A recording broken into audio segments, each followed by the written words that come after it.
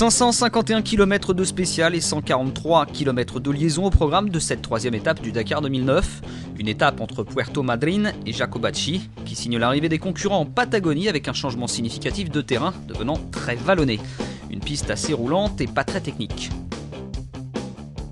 Du côté des motards, Cyril Després est parti à la chasse aux minutes déjà perdues. Le Français a débuté la spéciale tambour battant. Sa KTM passe en tête au checkpoint numéro 1 devant le Néerlandais Frans Verhoeven, également sur KTM, et la Yamaha d'un autre Français, David Frétinier. Au kilomètre 197, le leader du général Marc Coma pointait lui à la 6e place provisoire à 9 minutes 41 de Cyril Després.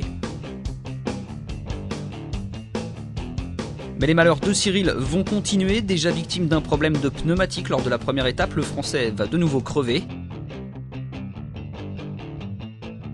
Du coup, les choses vont s'inverser, Coma en profite et au kilomètre 334, l'Espagnol reprend la tête de la spéciale. Cyril Després, lui, cumule les ennuis. Des problèmes avec sa mousse anti-crevaison l'empêchent de dépasser les 60 km/h. Marc Coma, lui, trace sa route sans se poser de questions. Il rallie l'arrivée en tête avec 17 minutes 49 d'avance sur deux hommes, le Norvégien Ole Valseter et l'Espagnol Villadoms.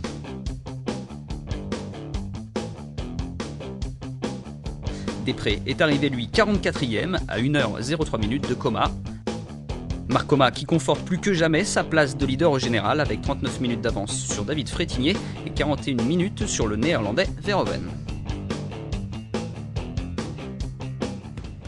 En voiture, c'est l'Espagnol Carlos Sainz, vainqueur de la deuxième étape, qui a lancé les hostilités, suivi de Stefan Peterhansel sur sa Mitsubishi numéro 300. Mitsubishi qui va laisser quelques plumes sur la route, puisque Luc Alphand est obligé de s'arrêter 30 minutes au kilomètre 124.